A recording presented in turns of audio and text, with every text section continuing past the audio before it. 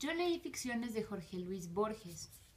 Este libro se divide en dos partes. La primera parte se titula El jardín de senderos que se bifurcan y la segunda Artificios. La primera parte tiene 7 cuentos y la segunda 9. Al principio fue un poco complicado entender el texto, pero a continuación les presentaré lo que yo entendí de algunos cuentos.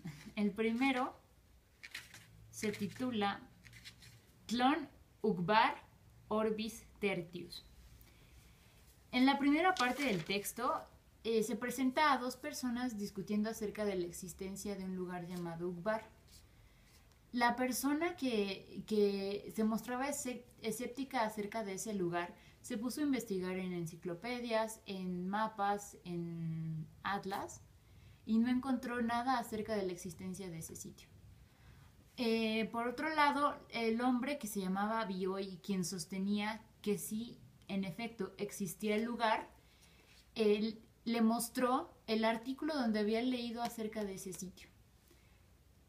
En el artículo se hablaba acerca de la cosmovisión, la geografía, el idioma, la literatura y algunas cosas que podrían decirse de un lugar, de un país o de un mundo. Posteriormente aparece un personaje que se llama Herbert Ashe. Él poseía un libro que perdió en un bar, según aquí narran, en el cual se llamaba La primera enciclopedia de Tlön, otro mundo ficticio. En este, igual que en el artículo de Uqbar, se mostraban la arquitectura, la mitología, la historia, la cosmovisión y la filosofía, entre otras cosas. En esta parte se hizo una pregunta muy importante. ¿Quiénes inventaron a Tlön? Como estos dos mundos eran ficticios, pues es importante tener esa pregunta. Se habló en el libro de una sociedad secreta que hubiera podido crear Tlön. Se habló de los idiomas, como ya dije, pero lo que más me llamó la atención fue el lenguaje, ya que le daban mucha importancia al adjetivo y no al verbo. Es como si nosotros nos comunicáramos con significados o con descripciones de palabras. Ahora, en la página 29 había... Ay, página 29. Hablan sobre una característica importante de Tlön y dice que no existe el concepto de plagio. Dice aquí, la crítica suele inventar autores, elige dos obras disímiles, el Tao Te Ching y las Mil y una noches, digamos. Las atribuye a un mismo autor y luego determina con probidad la psicología de ese interesante homme de lettres. Aquí yo noté diferencias entre este mundo y el de nosotros. Por ejemplo, en el de nosotros se identifica una obra por el autor. En este no importa el autor, solo importa la psicología o el punto de vista psicológico en el que fue creado. En la última parte del texto se habla sobre otro mundo creado por un hombre llamado Buckley, que lo describen en pie de página como un libre pensador, fatalista y defensor de la esclavitud. Además no creía en Dios. Entonces, él creó este mundo llamado Orbis Tertius, en una enciclopedia igual que en los otros. Ahora, al final del cuento, bueno, lo voy a citar. Si nuestras previsiones no erran, de aquí 100 años, alguien descubrirá los 100 tomos de la segunda enciclopedia de Tlön. Entonces desaparecerán del planeta el inglés y el francés y el mero español. El mundo será Tlön. Yo no hago caso, yo sigo revisando en los quietos días del hotel Adrogué una indecisa traducción quevediana de de Brown.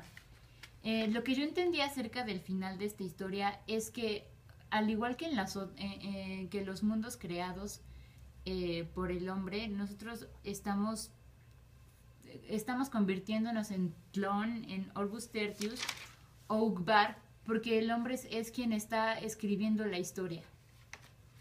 Ahora, el segundo cuento del que les voy a hablar va a ser Pierre Menard, autor del Quijote. Este cuento se me hizo muy interesante y muy divertido. Eh, Al principio habla sobre la obra completa de Pierre Menard y su deseo por escribir el Quijote. No precisamente reescribirlo o copiarlo, sino a través de sus experiencias volverlo a escribir. Y sí, según el cuento, le sale. Le sale y pero no tienen el mismo significado.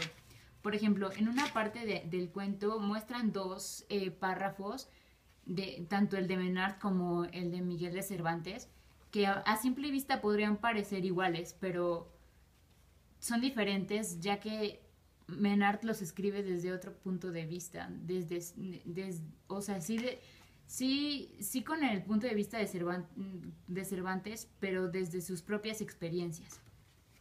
Él decide escribir acerca de esta obra, o sea, repetir esta obra, porque piensa que está un poco sobrevaluada y porque él puede percibir el mundo sin un Quijote, entonces se da la tarea de escribirlo y repetirlo.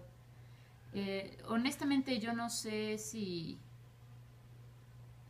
yo no entendí muy bien el objetivo de la repetición del cuento, pero me pareció interesante que lo haya logrado. Ahora, las ruinas circulares. Este también me resultó un poco complicado al principio. Y precisamente se me hizo como una estructura un poco cíclica.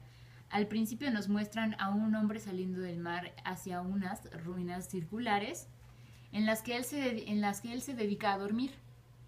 En sus sueños, él tiene, en los primeros sueños que tiene, él da clases a personas, pero se da cuenta que no está siendo productivo, porque al parecer esas personas no le...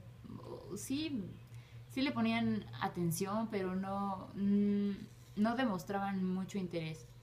Al final se quedó con solo una persona y después se deshizo de ese sueño. Y se quedó con con el sueño de formar a una persona, desde el corazón hasta los cabellos. Esa persona se volvió como su hijo, a quien mandó a otras ruinas circulares que estaban cerca de ahí.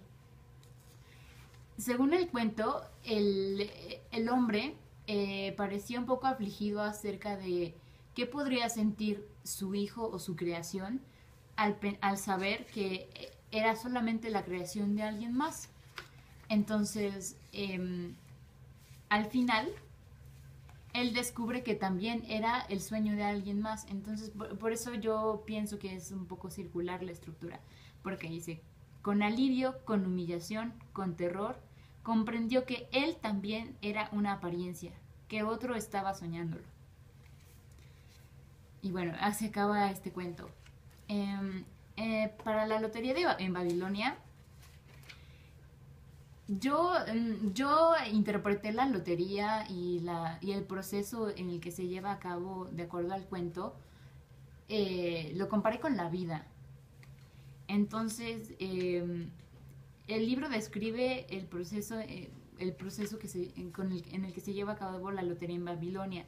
Habla también acerca de la desigualdad entre ricos y pobres y el derecho que podrían tener las personas siendo ricas, pobres o como fueran, a participar en la lotería, a participar en la vida, según mi perspectiva.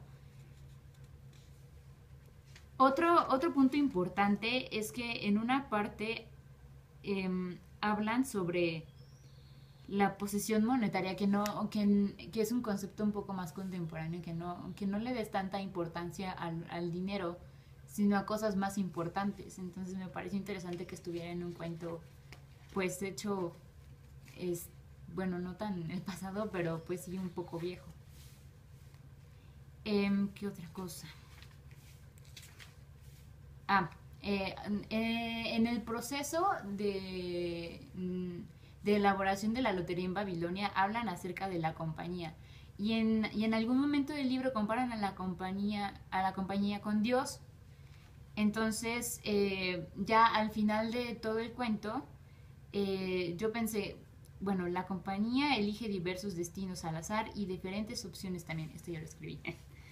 Y bueno, y ya al final mi reflexión final fue, la vida no es otra cosa que un infinito juego de azares. Y ya, bueno, espero que les haya gustado. Creo que no tengo más tiempo. Gracias.